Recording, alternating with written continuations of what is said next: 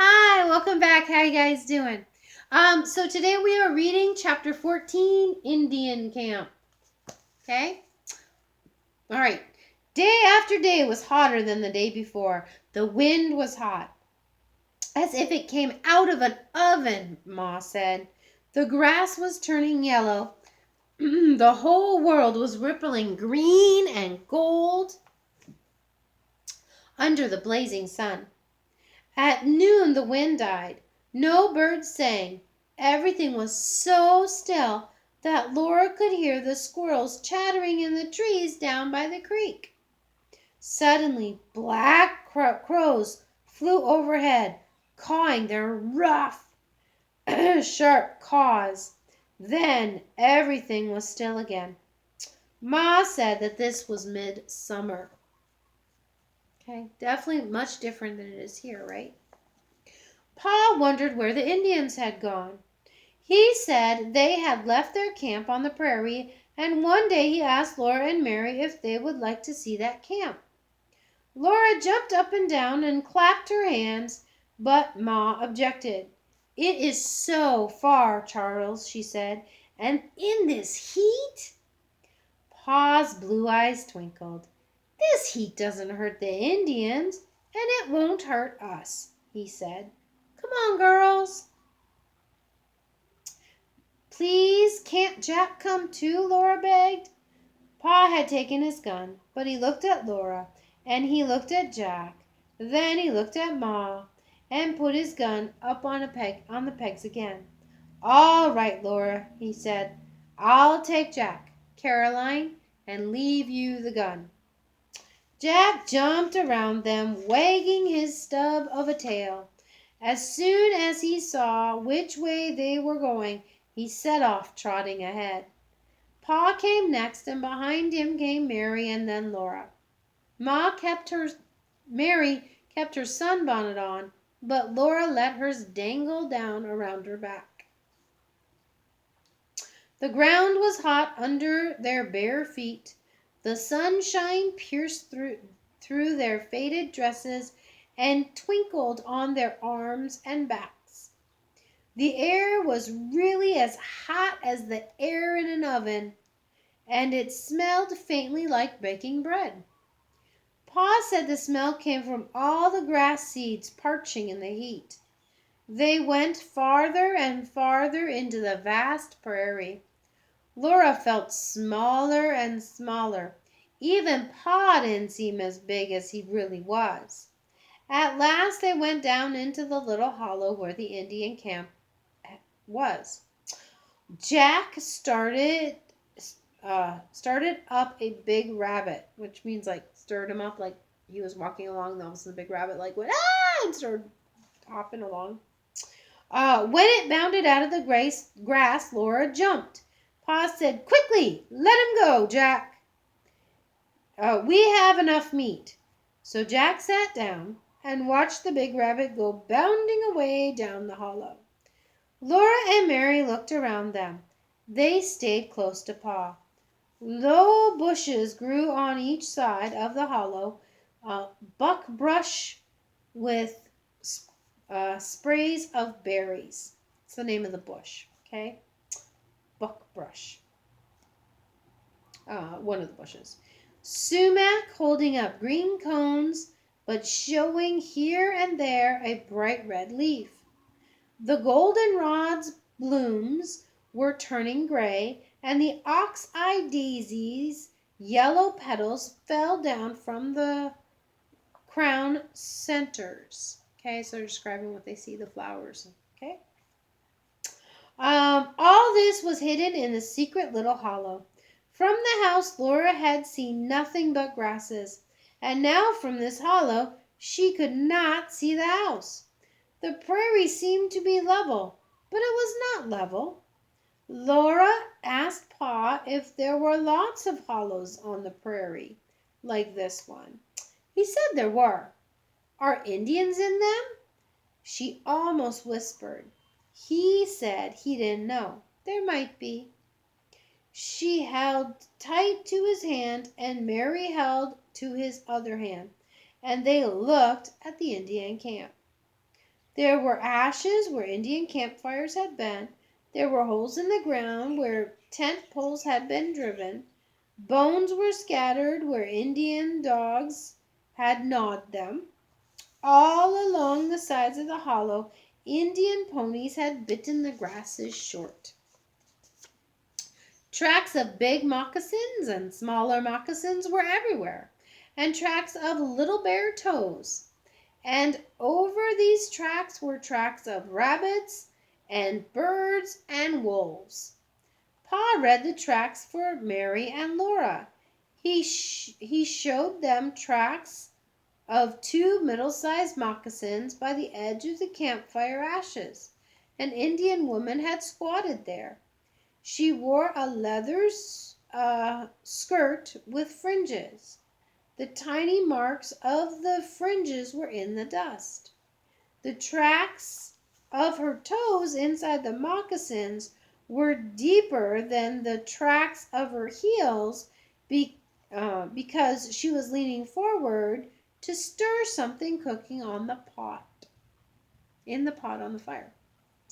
Then Pa picked up a smoke-blackened forked stick, and he said that the pot had hung from the stick laid across the top of the two upright forked sticks. He showed Mary and Laura the holes where the forked sticks had been driven into the ground. Then he told them to look at the bones around the campfire and tell him what had cooked in the pot. They looked and they said, "Rabbit." That was right. The bones were rabbit bones. Suddenly Laura shouted, "Look, look!" Something bright blue glittered in the dust. She picked it up, and it was a beautiful blue bead. Laura shouted with joy. Then Mary saw a red bead, and Laura saw a green one, and they forgot everything but beads. Pa helped them look. They found white beads and brown beads and more red and blue beads. All that afternoon they hunted for beads in the dust of the Indian camp. Now and then Pa walked to the edge of the hollow and looked toward home. Then he came back and helped to hunt for more beads. They looked all the ground over carefully. When they couldn't find any more, it was almost sunset. Laura had a handful of beads, and so did Mary. Pa tied them carefully in his handkerchief. Laura's beads in one corner and Mary's beads in the other corner. He put the handkerchief in his pocket and they started for home. The sun was low behind their backs when they came out of the hollow. Home was small and very far away, and Pa did not have his gun. Pa walked so swiftly that Laura could hardly keep up. She trotted as fast as she could, but the sun sank faster. Home seemed farther and farther away. The prairie seemed larger and larger. Hang on, I lost my way. And the wind ran over it, whispering something frightening. All the grasses shook as if they were scared. Then Pa turned around with his blue eyes twinkling at Laura. He said, "Getting tired, little half-pint? It's a long way for little legs." He picked her up, big girl that she was, and he settled her safe against his shoulder. He took Mary by the hand, and so they all came home together. Supper was cooking on the fire. Mom was setting the table, and baby Carrie playing with little pieces of wood on the floor. Pa tossed the handkerchief to Ma. "I'm later than I meant, Caroline," he said, "but look what the girls found." He took the milk bucket and went quickly to bring Pet and Patty from their picket line and to milk the cow. Ma untied the handkerchief and exclaimed at what she found. The beads were even prettier than they had been in the Indian camp. Laura stirred her beads with her fingers and watched them sparkle and shine. "These are mine," she said. Then Mary said, Carrie can have mine." Ma waited to hear what Laura would say. Laura didn't want to say anything. She wanted to keep those pretty beads. Her chest felt all hot inside, and she wished with all her might that Mary wouldn't always be such a good little girl. But she couldn't let Mary be better than she was. She said slowly, "Carrie can have mine too." "That's my unselfish, good little girl," said Ma. She poured Mary's beads into Mary's hands, and Laura's beads into Laura's hands, and she said she would give them a thread to string them. The beads would make a pretty necklace for Carrie to wear around her neck. Mary and Laura sat side by side on the bed, and they strung those pretty beads on a thread that Ma had given them. Each wet the end of the thread in their mouth and twisted it tight. Then Mary put her end of the thread through the small hole in each of the beads, and Laura put her end through her beads, one at a time. They didn't say anything. Perhaps Mary felt sweet and good inside, but Laura didn't. When she looked at Mary, she wanted to slap her. So she dared not look at Mary again. The beads made a beautiful string.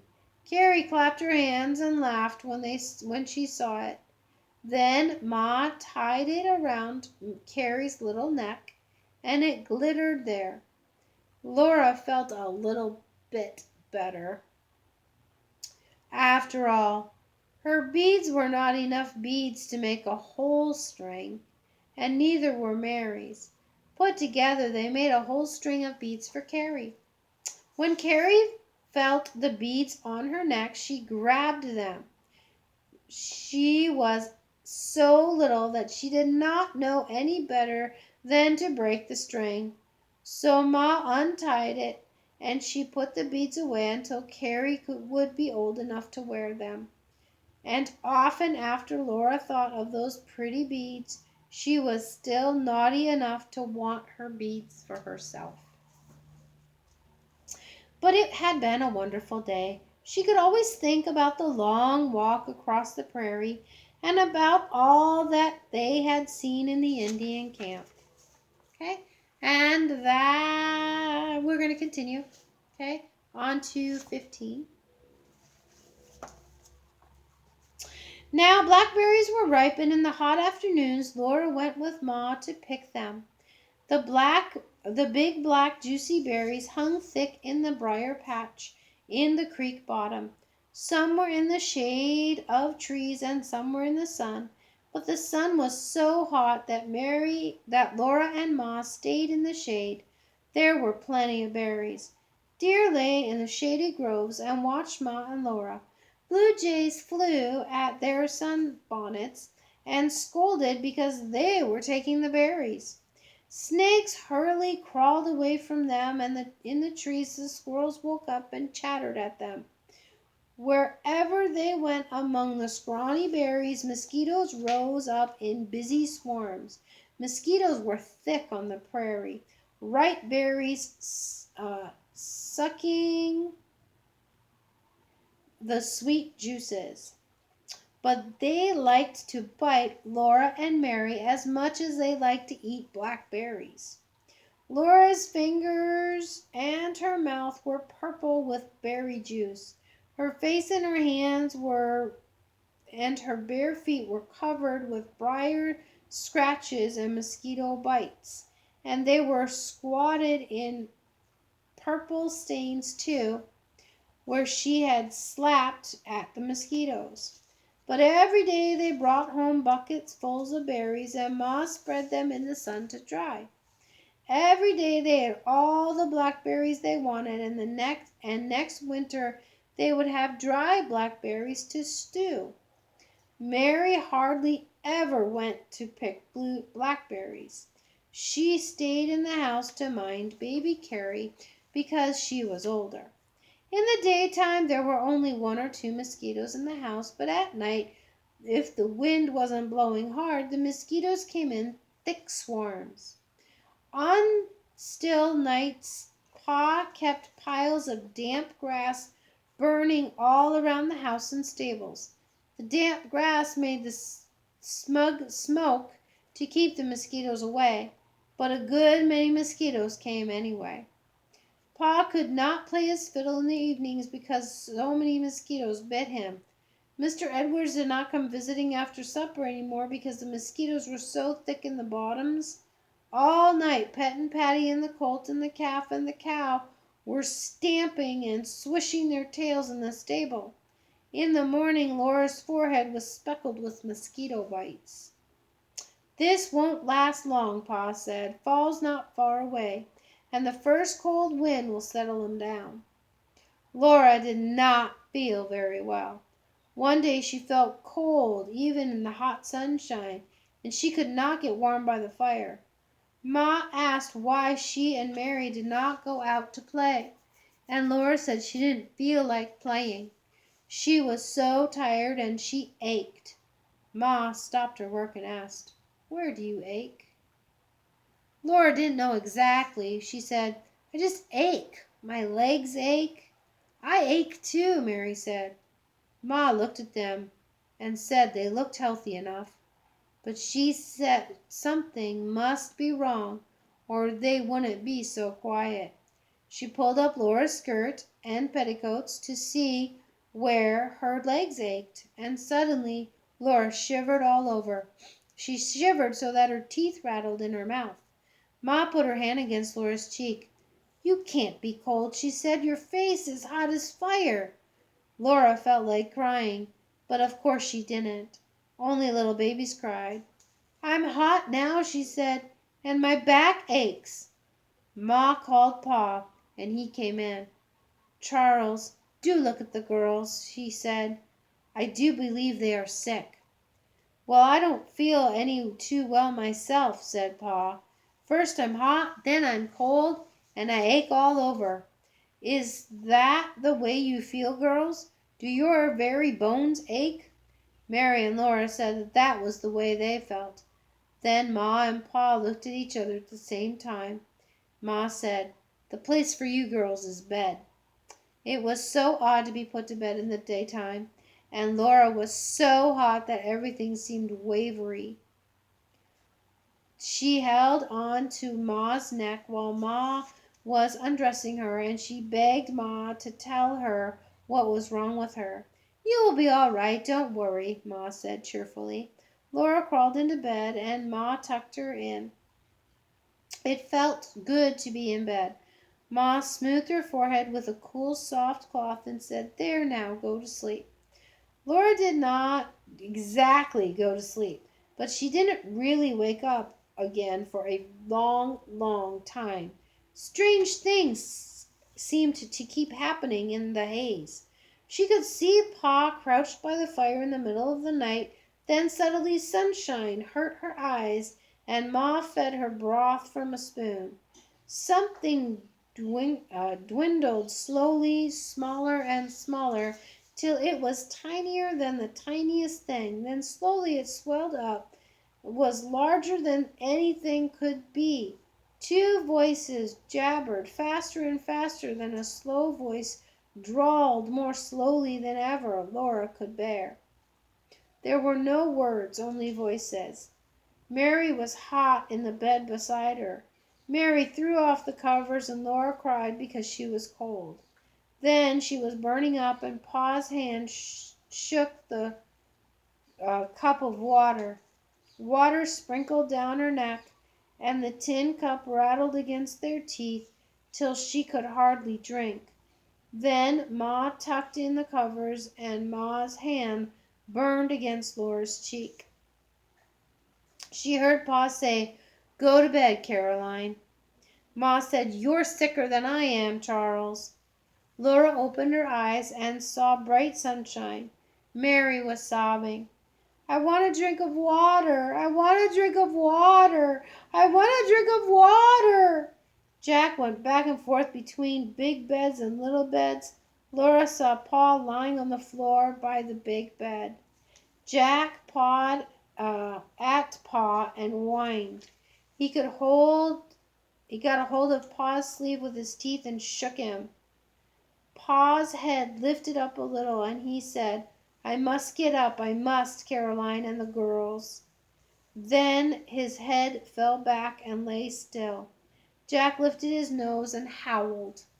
Laura tried to get up, but she was too tired. Then she saw Ma's red face looking over the edge of the big bed. Mary was all the time crying for water. Ma looked at Mary, and then she looked at Laura, and she whispered, "Laura, can you?" "Yes, Ma," Laura said. This time she got out of bed. But when she tried to stand up, the floor rocked and she fell down. Jack's tongue lapped and lapped at her face, and he quivered and whined. But he stood still and firm when she took hold of him. She knew she must get water to stop Mary's crying, and she did. She crawled all the way across the floor to the water bucket. There was only a little water in it. She shook so with cold that she could hardly hold the dipper, but she had to get hold of it. She dipped the water and crossed the enormous floor. Jack stayed beside her all the way. Mary's eyes didn't open. Her hands held on to the dipper, and her mouth swallowed all the water out of it. Then she stopped crying. The dipper fell to the floor, and Laura crawled under the covers. It was a long time before she began to get warm again. Sometimes she heard Jack sobbing. Sometimes he howled, and she thought he was a wolf, but she was not afraid. She lay burning up and hearing him howl. She heard the voices jabbering again and the slow voice drawling, and she opened her eyes and saw a big black face close to her face. There's Jack, there's Laura crawling across the floor.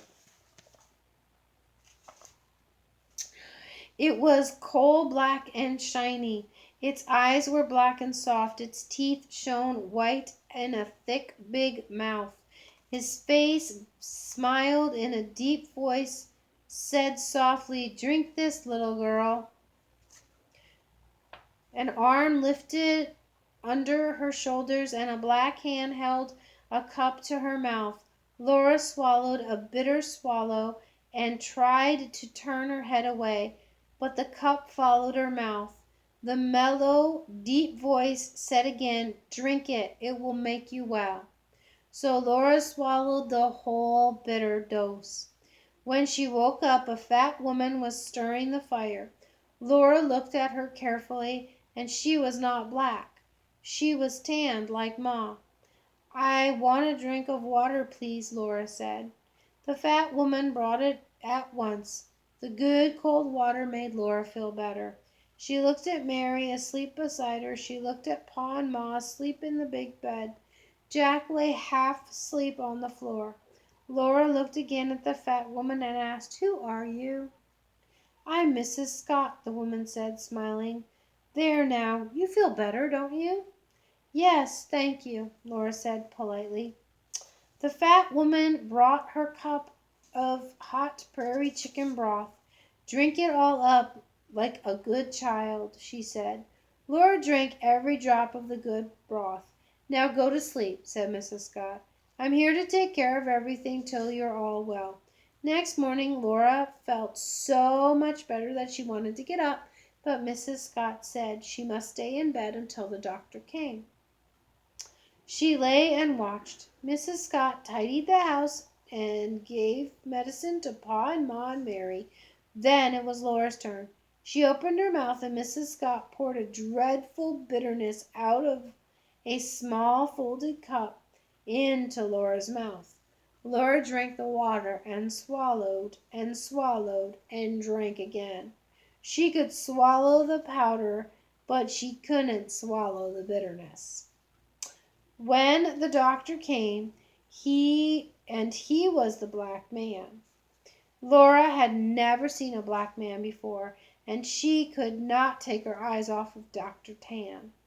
He was, she would have been afraid of him if she was not feeling so sick. He smiled at her with his white teeth. He talked with Pa and Ma and laughed a rolling, jolly laugh. They all wanted him to stay longer, but he had to hurry away. Mrs. Scott said that all the settlers up and down the creek had fever and fever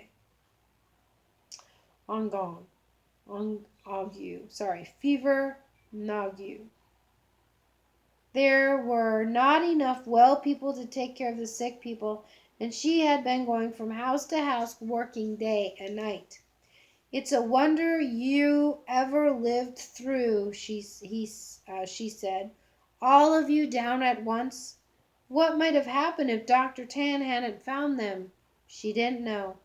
Dr. Tan was a doctor with the Indians. He was on his way north to Independence when he came to Pa's house. It was a strange thing that Jack, who hated strangers and never let one come near the house until Pa and Ma told him to, had gone to meet Dr. Tan and begged him to come in. And here you all were, more dead than alive, Mrs. Scott said. Dr. Tan had stayed with them a day and a night before Mrs. Scott came. Now he was doctoring all the sick settlers. Mrs. Scott said that all this sickness came from eating watermelons. She said, "I've said 100 times, if I have said it once, that watermelons—" "What's that?" Pa exclaimed. "Who's got watermelons?" Mrs. Scott said that one of the settlers had planted watermelon seeds in the creek bottom, and every soul who had eaten one of those melons was down sick that very minute. She said she had warned them, but no one, she said, would listen to her. "I haven't tasted a good slice of watermelon since Hector was a pup," Pa said. Next day he was out of bed.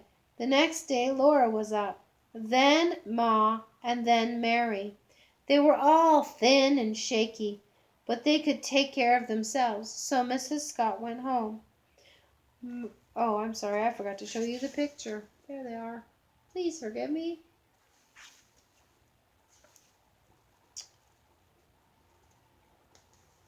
Pa's cheeks were hollowed, and he walked slowly.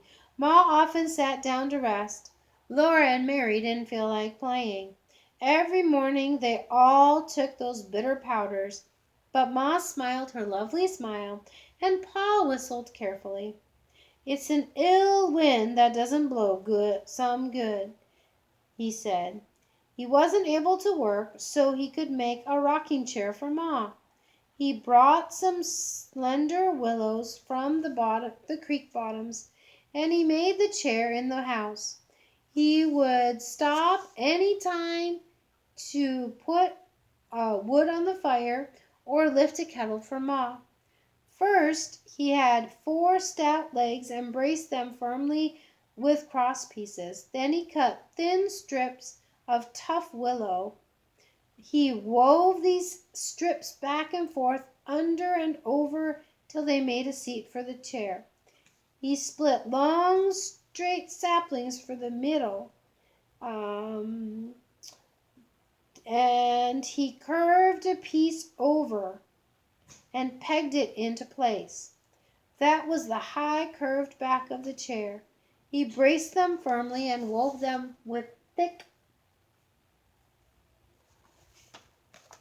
smell the sense, willow strips across and up and down and over and under. With the other half he put it together.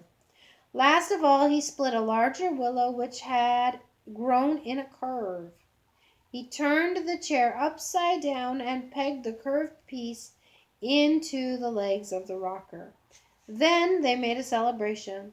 Ma took off her apron and smoothed her smooth brown hair, and she sat in the chair. Pa and Laura put Mary's pillow on the high seat and set Laura's pillow against the back.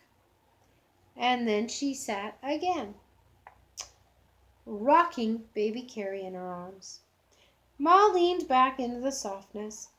Her thin cheeks flashed and her eyes sparkled and tears rolled down her beautiful smile. She's happy, isn't she? Then Pa took his fiddle and he played a song to Ma in the firelight. Ma rocked the baby, and Mary and Laura sat on the benches and they were happy. The next day, without saying where he was going, Pa rode away on Patty. Ma wondered and wondered where he had gone. And when Pa came back, he was balancing a watermelon in front of him on the saddle. He could hardly carry it into the house. He let it fall on the floor and dropped down beside it. I thought I'd never get it here, he said. It must weigh 40 pounds. But Charles, Ma said, you mustn't. Mrs. Scott said. Pa laughed his big pleading laugh again. But it's not reasonable, he said. We had the fever and we never ate watermelon. Nonsense. I'm sorry. So Pa got a knife and it went into the watermelon with a luscious sound. The green rind split open and there was the bright red inside flickering with black seeds. The red heart actually looked frosty. Nothing had ever been so tempting as that watermelon on that hot day. Ma would not taste it. She would not let Laura or Mary eat one bite. Pa ate slice after slice after slice all on his own. Next day he had a little chill and a little fever. Ma blamed the watermelon. But next day she had a little chill and a little fever. So they did not know what could have caused their fever. No one knew in those days that this fever is called malaria. Okay? And that some mosquitoes give it to people when they bite them. All right, and that's the end for today. I will see you tomorrow. Bye.